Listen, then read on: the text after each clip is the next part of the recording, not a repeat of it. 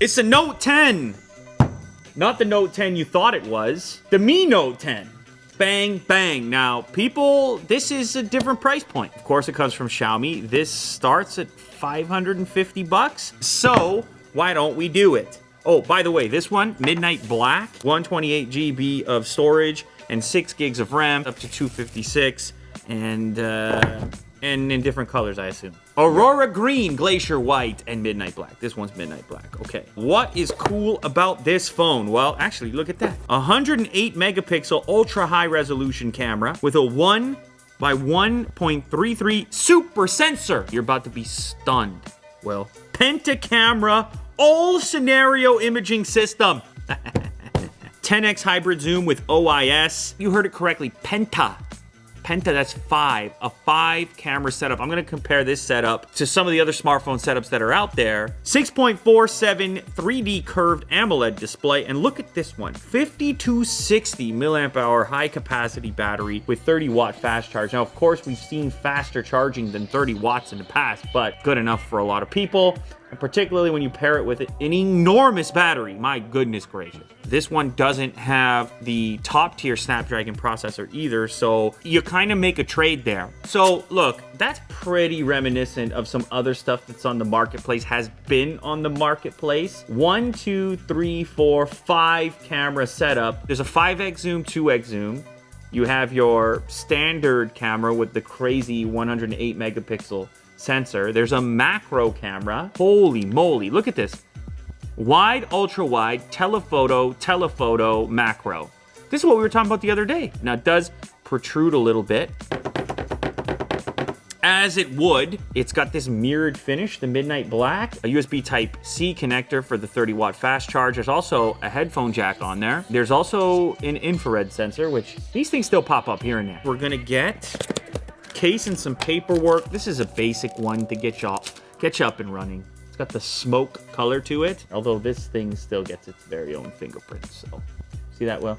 Get your very own fingerprints right there. Quick charge power brick, as I said, 30 watts, the Type-C cable, and that rounds out. The most exciting for me is to test out all these cameras because it's kind of wild. All the mainstream flagship devices expanding in the camera department. Even Apple, who people were skeptical when they first saw the mock-ups. People were going crazy. They can't do all that. They can't have all those cameras. Then they did, and everyone bought it. This right here with the 5-camera setup, you might be seeing this sometime soon on your other devices as well. A different plant? Kirk just displaced the famous fake plant with another, a real plant? Woo-hoo-hoo-hoo! It's a bit risky. This could go sideways. All right, so this gives us our first glance at the screen to body ratio. You can see the type of notch that they've gone for. It's that little teardrop. It's about as small as it can be. No other fancy sensors embedded in there. It's just a front-facing camera. Of course, you can use it for face unlock, optical-based face unlock, and your selfies. They've also hidden the speaker unit right above there. It's ever so tiny. Let's just get to the comparison. So here's the iPhone. 1, 2, 3, 4, 5. That's 3. That's 5. Obviously, they've gone for the square dimension like many other manufacturers. This over here, that's the Pixel. And as you can tell, that's how they implemented it. Again, quite large. Huawei's latest, the Mate 30 Pro, which to me, it might be the most pleasing of the bunch. That's 4 cameras. There's a lot of text there too. A lot of text on this phone. You're walking around town with 108 megapixels? You gotta let people know. It's like, dude, that's a lot of megapixels. Is that 108 megapixels you got there? Yeah. Yeah. Registration, taking a few more taps here. Maybe it wants to be more accurate. I'll do, why not rhodium? Yeah, okay. Will, are you ready to rock? No. Yes, the display extends over the edge of the phone. Some people worry with devices that really push that edge where they're gonna grip. This one, I can grip. I have some room there. I can feel the metal. This is Kirk's plant that he's keeping alive. And he has decided that this plant deserves some attention because he's taking such good care of it. Here we are, 1X. Ooh, a nice little satisfying sound when it grabs the focus. Ooh, I like the sound effects Xiaomi's doing here. Very subtle. Here we go, 2X zoom. Ooh, okay. Ha. And then all the way in, that's a 5X. Boom. We've already used 3 cameras and we ain't done yet. Okay, 0.6. Boom. What is this? Oh, macro. Ooh. Oh, yes. So macro. Whoa. All right, so I kind of have a thing for the macros. I have a thing for the macaroni.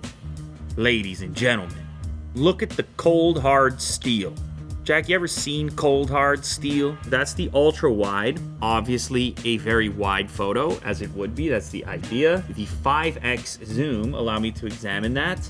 Okay. The 2X zoom. Interesting.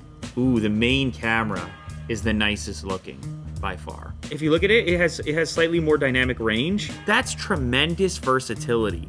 And that's really the story of this phone. Although you probably expected that coming into it, I gotta keep reminding you, it's 5 cameras on the back. What you're really hoping for, probably, as a user, is to be able to take advantage of this creativity. Now, I understand there's all kinds of techniques for things like zoom in the software, computational, hybrids, and so forth. And they do work.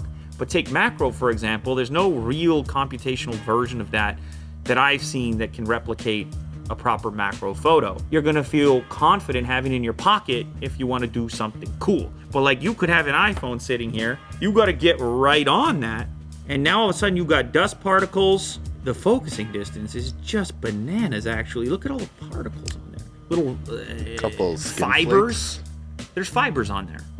Or skin flakes. Yeah, of course. Yeah. This is how you know the detail. This is what you should be demanding if you're watching any type of smartphone video and you don't see smudges and you don't see particles. You're not getting the real test. You understand? This is not an Apple commercial. No, you put the cloth away because that's actually, it's funny. It's those imperfections. It's like the beard hair test. It's actually those imperfections to really analyze the camera performance.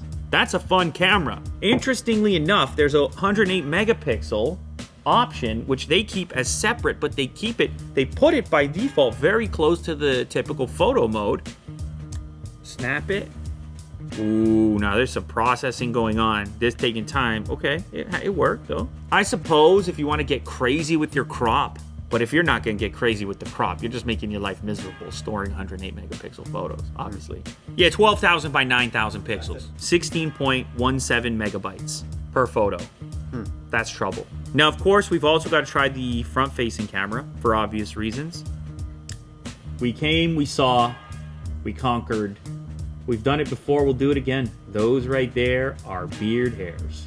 All right, let's listen to the speaker on this. I believe it's only a single speaker setup. I didn't believe my eyes. It was a double take. I scrolled, I scrolled again. I kept scrolling. I didn't know. I kept scrolling. Yeah. I didn't know. And I sat here, Will, and I told you. It's all coming out of one speaker. It's one speaker unit. It's not the best I ever heard. It works. It's clear. You can hear it. I don't remember what the renders were, but there were so many different ones we talked about. Yeah. But keep in mind, you got the headphone jack. Classic headphone jack. So you got options. Fingerprint speed.